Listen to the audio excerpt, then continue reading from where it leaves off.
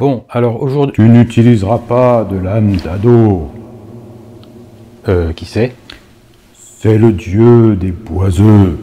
Ouais, bah d'accord, mais bon...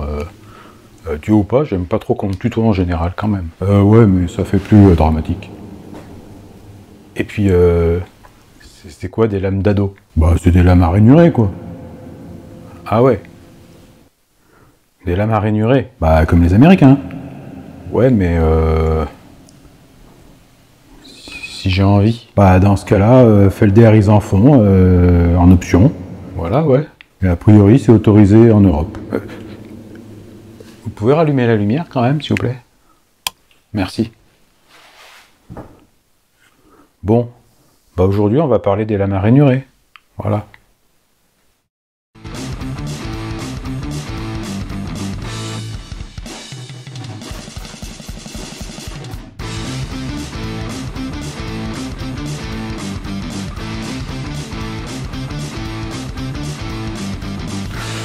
Bon, eh ben, comme je le disais à l'instant, aujourd'hui on va parler des lames à rainurées, et avant d'en parler, ben, on va les monter.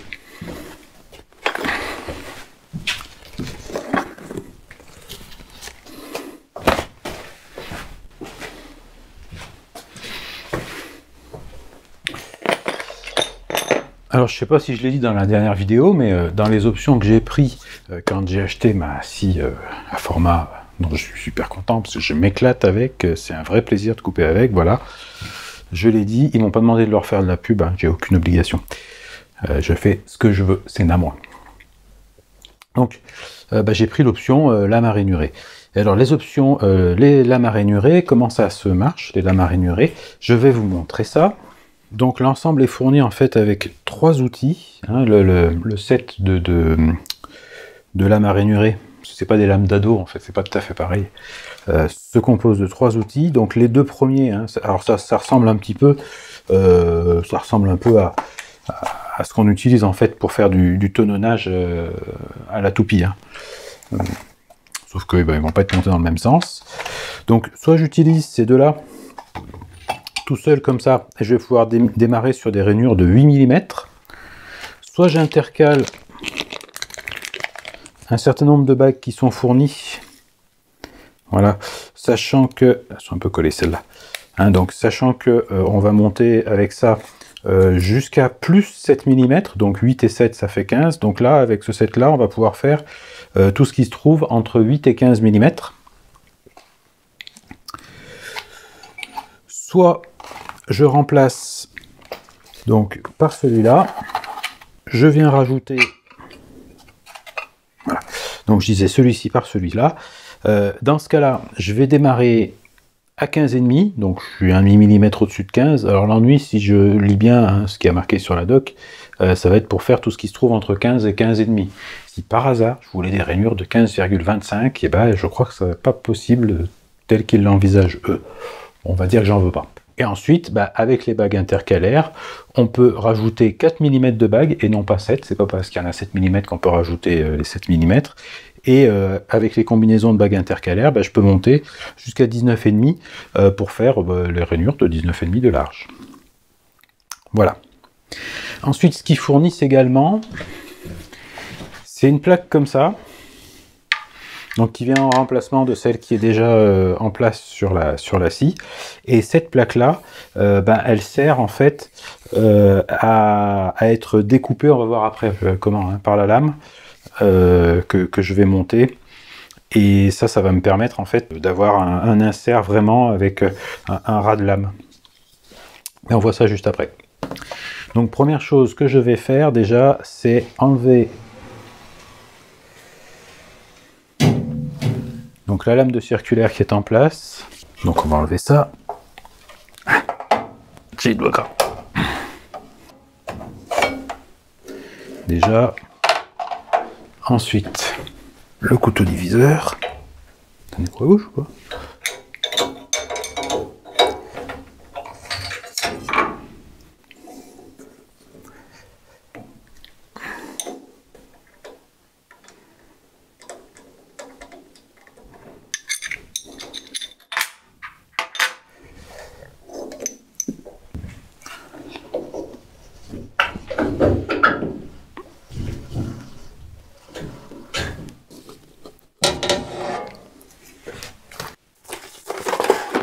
c'est là qu'il faut bien suivre la doc.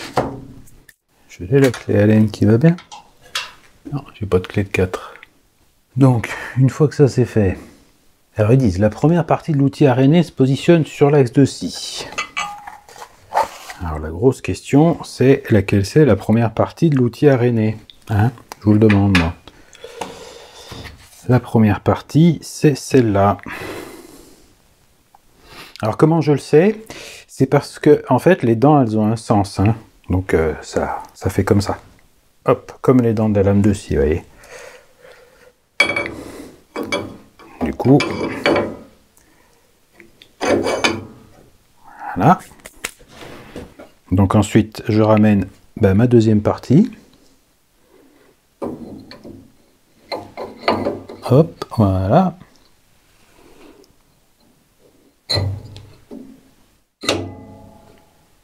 Alors ensuite, il serait question de mettre ça.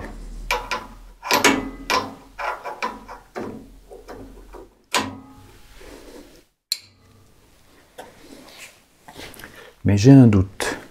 Ça, à mon avis non. Parce que j'ai mis l'outil épais. La bague intermédiaire, ça doit être que quand on a...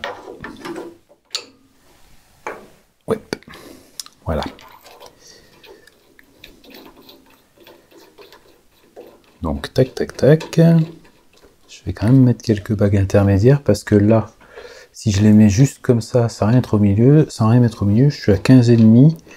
Et pour ce que je veux faire, ce serait quand même assez sympa de mettre quelques bagues intermédiaires supplémentaires. Histoire de faire des rainures un peu larges. Donc on va essayer de mettre, on va dire, 2-3 mm de bagues intermédiaires, ou qu'il est mon pied à coulisse. Donc on va mettre des bagues intermédiaires, donc combien ça fait ça? 0,40, 0,41. Ah, attends, c'est lesquelles les plus épaisses? Ah, voilà.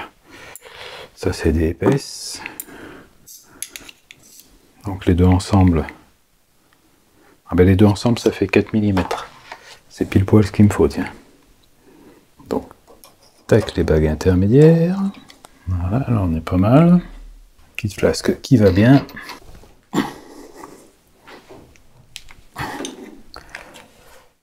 Il s'agit de bien serrer là. Parce que ce qui tourne là, c'est quand même pas du petit. Voilà. Ensuite, on descend l'outil à fond.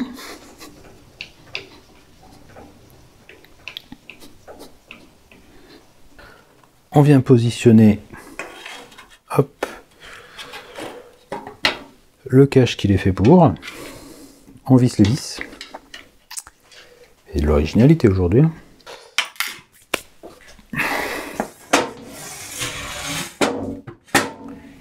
Voilà. On verrouille le bazar. Moi, je vais ranger tout ça. Après, on va causer 2-3 minutes et on va voir qu'on peut faire des trucs intéressants avec ça. Et voilà, on va en parler. Voilà, du coup, vous allez me dire pourquoi j'ai pris cette option. Vous allez me dire, les rainures, on peut les faire à la défonceuse. Effectivement, on peut les faire à la défonceuse, mais c'est beaucoup plus long. Hein, c'est-à-dire que... grosso modo, pour faire une rainure à la défonceuse, il faut mettre la règle, ou en tout cas, il faut mettre soit le guide, et le guide il va pas jusqu'au milieu des panneaux, soit il faut mettre la règle, et dans ce cas-là, il faut déplacer la règle à chaque fois en faisant bien attention comment on la déplace, pour que les rainures, si jamais on fait des rainures parallèles, soient bien parallèles. C'est un petit peu compliqué à positionner. En plus de ça... Non mais... Oui, bah t'es pas obligé de râler. Non mais dis donc, ouais. Non, mais t'en vas pas. Oh. Voilà. Donc, vous connaissez la bête, hein? Me lèche pas les doigts, il y a de l'huile dessus. Qu'est-ce que t'en penses? Hein, t'es chiante? Oui?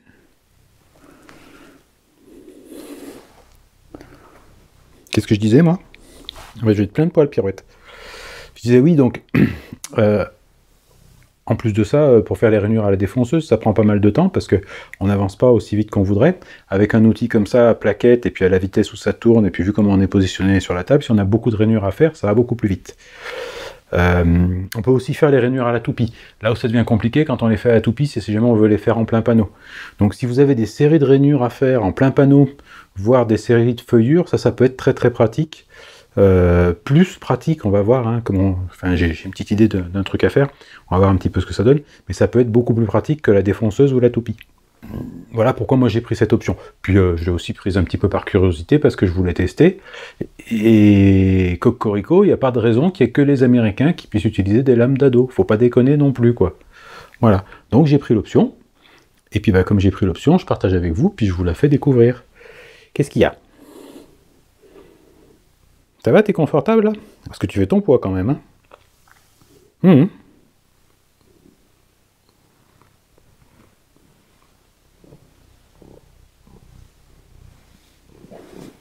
Tu vas aller où? Tu vas aller là? Viens, Pirouette, je te mets sur Instagram. Non, c'est du café, bois pas ça. Déjà que t'as les fils qui se touchent, si en plus tu bois du café, on va pas s'en sortir. Allez, Pirouette, je te mets sur Instagram. Bon, qu'est-ce que je disais, moi? Avant que tu nous déranges, hein? Donc je disais, oui, voilà toutes les raisons pour lesquelles j'ai pris cette option-là. Et aussi pour boire un café. La prochaine étape, ça va être de mettre en route, parce que je ne sais pas si vous avez remarqué, mais là, il n'y a pas encore le trou, là. Donc la prochaine étape, ça va être de mettre en route la machine, hein, donc sur la partie circulaire, quoi. Hein, donc ça va faire tourner la lame dessous. Je vais monter doucement la manivelle, et la lame va venir faire son empreinte dans le cache qui est là, que les Américains appellent un zero clearance insert. Donc c'est parti pour cette partie-là. Je vais chercher mon casque.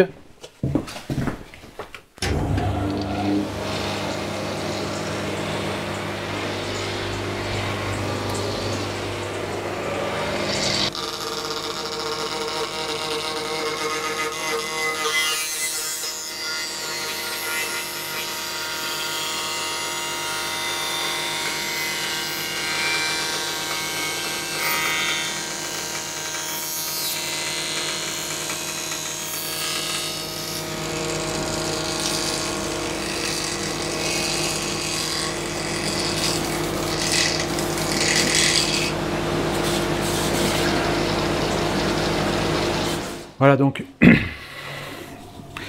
j'ai fait l'empreinte, hein. Donc maintenant on va pouvoir usiner du vrai bois. Alors là, je suis un petit peu embêté parce que ça a un petit peu cassé le plastique ici en sortant. J'aurais dû coller un pare-éclat dessus temporairement en bois pour pas que ça fasse ça. Mais bon, c'est fait, c'est fait. Pas grave, de toute façon on peut en retrouver ou en fabriquer des pièces comme ça. Voilà, donc pourquoi c'est interdit en France? Alors je pense que d'abord c'est parce qu'on peut pas mettre de couteau diviseur derrière, hein, ou alors il faudrait des couteaux diviseurs à largeur variable, puis ce serait pas très utile quelque part, puisque on entaille vraiment le bois, on n'est pas censé traverser le bois avec ça, donc je vois pas pourquoi on aurait un problème de rejet de ce type-là. En plus on n'est pas censé traverser la planche. J'imagine qu'il va y avoir une raison réglementaire, mais honnêtement, laquelle, comment ça marche, etc., là je ne saurais pas le dire. Voilà. En tout cas, eh ben, c'est traversé, et maintenant on va pouvoir faire nos premières rainures. Alors, on va avoir grosso modo deux cas de figure. On va avoir le cas où on va se mettre par exemple en appui, hein, sur le guide d'équerre, voilà. Et puis ensuite, on aura le cas où on va travailler avec le guide parallèle. Donc, en appui sur le guide d'équerre, c'est quand on va faire des rainures dans le sens de la largeur, hein. Par exemple, si je prends cette planche-là, qu'on avait utilisé la semaine dernière. Bon, je vais m'amuser à faire une rainure dedans. Donc, on va sortir. Alors, pas trop non plus, puisqu'on ne veut pas traverser la planche. Donc ça, si je dis pas de bêtises, j'imagine que c'est du 19, peut-être du 16. Donc, on va sortir on va faire une rainure de 8 de profondeur.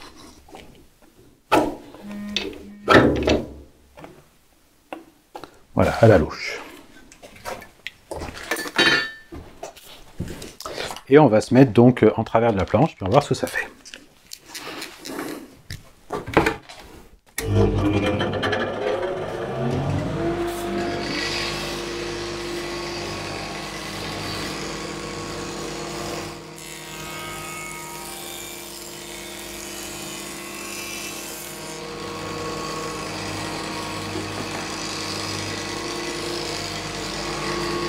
Alors, je vais essayer de vous faire un gros plan. Donc là, on est sur du mélaminé très bas de gamme. Et on a quand même une coupe qui est très propre. On a quelques petits éclats un petit peu là de ce côté-là. De l'autre côté, c'est nickel. C'est intéressant d'ailleurs de voir que d'un côté, on a plus d'éclats que de l'autre. Alors, est-ce que c'est une vibration? Je ne sais pas. C'est de l'aglo, mais on reste très très lisse aussi parce qu'on a les racleurs en fait. Hein. Donc, c'est impeccable. Et au niveau précision de l'outil, je voulais mesurer un petit peu puisque j'ai mis mes 4 mm de bague. Alors, on est sur du 19,7. Là où je m'attendais à 19,5, je sais pas d'où ils viennent, c'est de dixièmes, hein. Franchement. Soit c'est pas super grave, mais voilà. D'où l'intérêt en fait, quand vous faites ça, prenez vos combinaisons de bagues et vous faites des rainures sur une planche, même une comme ça, hein, c'est pas important, avec les différentes combinaisons, donc c'est un petit peu long à faire. Et ensuite, quand vous devez intercaler une planche, si jamais vous voulez mettre par exemple une planche dans cette rainure-là, eh ben, vous prenez votre planche où vous avez mis les X combinaisons de bagues avec à chaque fois le résultat, et vous testez votre planche à l'intérieur, tout simplement pour savoir si ça rentre. Donc ça donnerait quelque chose comme ça. Alors là, je pense que ça va pas rentrer, enfin que ça va pas être bon, parce que forcément, j'ai pas du tout calculé ça comme ça. Mais voilà, vous mettez votre planche, puis vous dites, ah bah c'est trop large, alors je prends celle-ci, je regarde la combinaison qui a été utilisée à côté, et une fois que vous avez regardé la combinaison, vous dites, bah voilà, c'est cette combinaison-là dont j'ai besoin pour que ça rentre pile poil avec juste un petit peu, on force juste un petit peu, vous voyez, pour que la colle, elle prenne bien. Voilà, donc ça c'est une technique.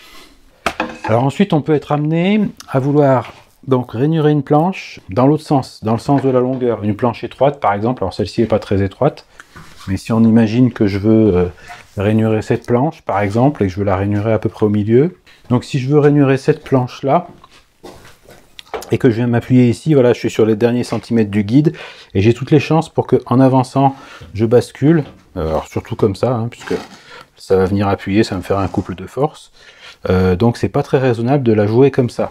Donc ce qu'on fait dans ce cas-là, c'est qu'on va tout simplement venir s'appuyer sur le guide parallèle,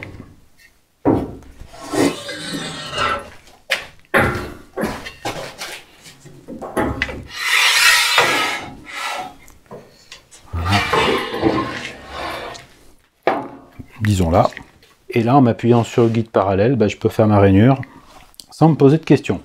Et vous voyez, rien que cette rainure là, l'endroit où je la fais, c'est une dizaine de centimètres à partir du bord. Avec la toupie, je pense que je serai déjà dans les limites de ce que peut faire la toupie, donc ça devient déjà compliqué de rainurer à cette hauteur. Pourtant la planche n'est pas immense. Donc imaginez un panneau qui fasse ne serait-ce que 50 cm, vous voulez faire une rainure à 25, sur la majorité des toupies, l'arbre est trop court. Donc là, je vais faire un test, de la même façon. Ah si, alors pour cette opération-là, bien entendu, il est indispensable de se munir de poussoirs de sécurité. Alors ceux-ci, c'est Cyril de Objet Bois qui me les a fait. Ils sont bien, ils sont super. En plus, l'avantage, c'est qu'avec la couleur, on les trouve tout le temps dans l'atelier. Et pour la peine, je vous mets l'URL de son site web dans la description, parce qu'il fait des trucs super sympas, et voilà, si vous ne savez pas quoi offrir, des fois c'est plus cool que des trucs en plastique, c'est des trucs en bois.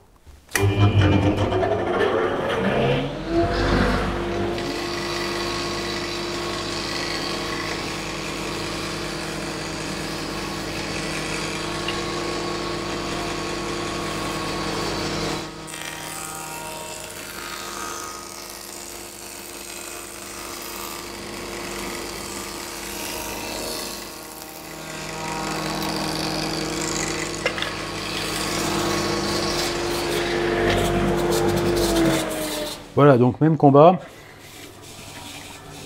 Je prends appui sur le guide parallèle, et puis je fais ma vie. Et c'est là que je voulais un petit peu en venir, et c'est pour ça que je voulais faire cette vidéo, parce qu'on peut faire des trucs sympas. Parce que bon, les rainures à l'équerre, ça va bien 5 minutes. Et on a toujours un état de surface qui est quand même vraiment pas mal. Alors, combien ils font ces panneaux de bois là? Alors c'est une idée que j'avais depuis un certain temps, ça. Donc ça, c'est des panneaux qui font 19 d'épaisseur. Donc je vais rainurer à 10 de profondeur, c'est-à-dire un tout petit peu plus que la moitié. Voilà, je dois être à un bon 10 là.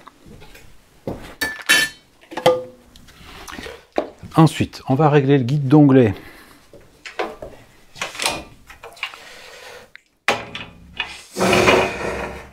Sur 30 degrés. Voilà.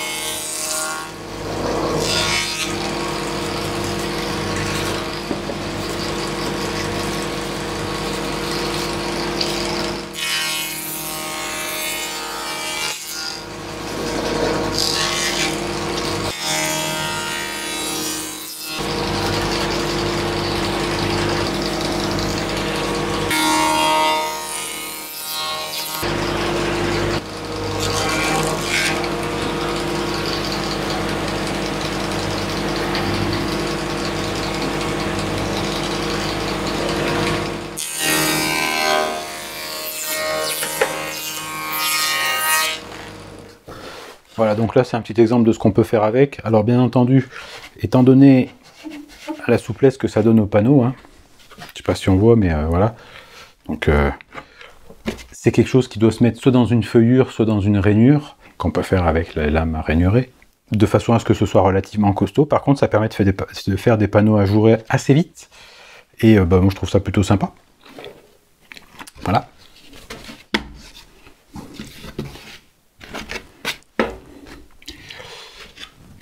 Voilà.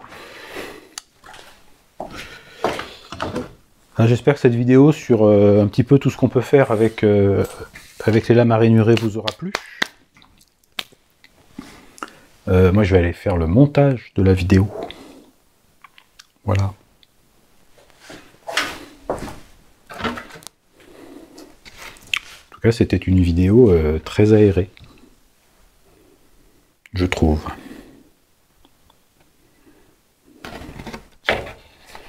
Alors voilà. C'est cool. Non, j'aime bien.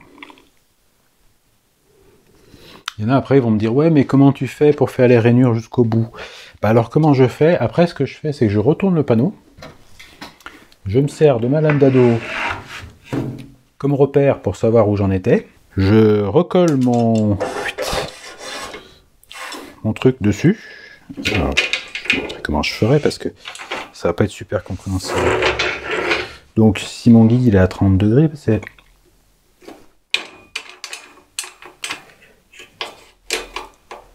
Voilà. Du coup après je retourne mon panneau, donc, disais-je. Là je me cale sur la raseur. Hop. Et ensuite, bah, j'ai qu'à rainurer tous les 4 cm, puisque j'avais commencé tous les 4 cm. Et donc je repars en reculant comme ça, et comme ça me permet d'aller jusqu'au bout du panneau, de faire tout mon panneau. Voilà, pour ceux qui se poseraient la question de savoir comment on fait pour aller jusqu'au bout du panneau. Alors après, ça c'est une tablette en pin de GSB. Hein. De la GSB, ça veut dire grande surface de bricolage. De là à dire que c'est de la... C'est du caca un peu quand même. Il faudra que je demande à l'assistant de passer un coup de balai dans l'atelier. Parce qu'on a fait de la cochonceté aujourd'hui. Voilà.